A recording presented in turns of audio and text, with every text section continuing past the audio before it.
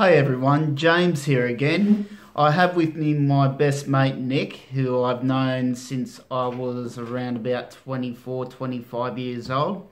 We used to compete against each other in athletics. We were both 100-meter runners and we were really fierce competitors. Today I asked Nick to come along and let you know what it's like to have a friend who has a disability, which is me. So Nick, I was wondering if you could tell everyone what it's like to have a friend with a disability. Well, firstly, I don't really see any difference between like the disability and the fully abled. Yeah. It's like that's the number one thing is if putting a label on something makes a big difference, and That's so right. There's no difference in the person inside the body. If there's a physical disability, then that's all there is. So the person is still the person, and that's what you're looking for anyway. It's the quality of friendship that you want. That's right. And we used to be really fierce competitors with each other on the track. Yeah. And we still are fierce competitors when we play golf or whether we're playing the Xbox or whatever. We want to beat each other. Yeah. But the big thing is for me was making Nick feel comfortable with who I am and what I'm about, and I really love Nick for who he is because he's just a really friendly person to have around and have a laugh with, and he puts a lot of crap on me and I love that sort of stuff. But can you tell me more about when we played sport and what that did to drive you? Yeah. That was just a good lot of fun having someone with a mouth that James has for out on the field or the track or anything like that, or he's not afraid to give it to you. And so you in your head you know you're going to beat him, but he's still trying to play mind games with you. Like, nothing bad. It's just a lot of fun. But I'm curious about, you just said that you were trying to make me feel comfortable with you being disabled. Do you want to expand on that? I'm curious about that. Yeah, well, the thing is with my experience, people tend to be a little bit cautious, and in my previous video with Fiona, she talked about, what she experienced with me, and she said she, had to ask the hard questions and not be afraid. Yeah. And with my experience with people, they get a little bit afraid to ask those questions and to be, I suppose, comfortable around a person who's very different to them. And that was my worry, and that's what I always have troubles with, is when I approach people and say g'day, they look at me like I'm from some sort of outer planet, say Mars, for instance. I'm not the normal.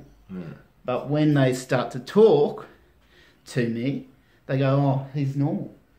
So that was my thing when we were younger, was to make you feel comfortable around myself and competing around myself, because we obviously competed with each other, and it was an amazing experience. But in saying that, I needed in my own head to make sure Nick felt comfortable to come up and talk to me all the time. And that was the biggest thing for me, and it always has been a big thing. Sorry about that. Camera drop. Yep. Camera drop. And anyway, that was the biggest thing for me, was to make people feel so comfortable that they have no issues about coming up and asking questions and just being a mate. Yeah. That's a huge thing. Sorry, you keep going. No, you keep going. I was going to say, do you think other people with disabilities find that an issue? I'm sure they do. camera drop. Yeah. And yeah, I'm sure they do, because when you're different, you don't know how people are going to react, and that's a really hard thing. Or the perception of difference. That's right. And in actual fact, guess what? We all go to the toilet. Yeah. It's as blunt as it is. We all go to the toilet. So guess what? We're all the same. We're all the same. Nice one. Yeah. So my question is to you is, over the years, what have you found different within yourself?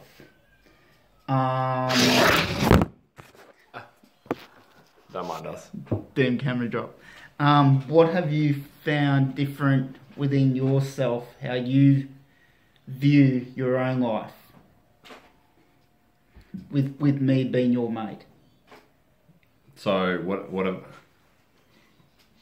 so along the lines of, can you give me an example? So what sort of inspiration have you found within yourself by looking at people with disabilities? Okay. So looking at people with disabilities. Yeah. I find, well, not necessarily physical disabilities. You know how one of the biggest things in our world is we always have, Australia, we're full of one world problems, first world problems. First world problems, which is when I've done some work in like disability schools and things like that, doing some of their fitness training over the years, and one of the things I find most sort of inspiring and amazing about those is like there's so much happiness and joy in a lot of those kids.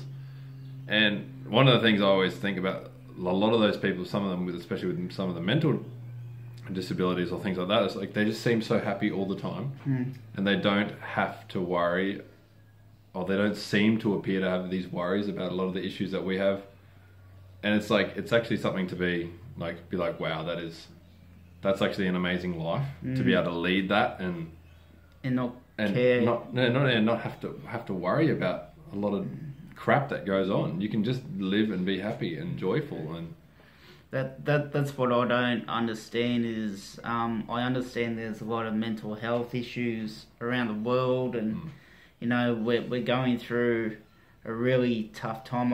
I don't understand how people cannot accept each other just because they're a little bit different.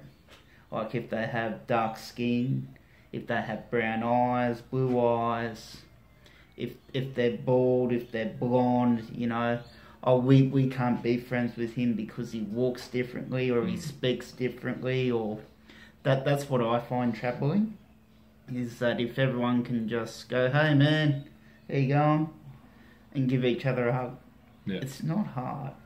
And I think the media also has a massive question to answer to, is putting that divide in people's heads as well. Oh, the conditioning out there from all different levels of, whether it goes from friends and family up to media, up to politics, up to like religious views, spiritual, all that kind of stuff.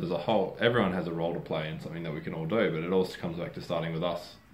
And if we choose to see people the same, that's right, who may appear different, that's right, right, all the same, that's right.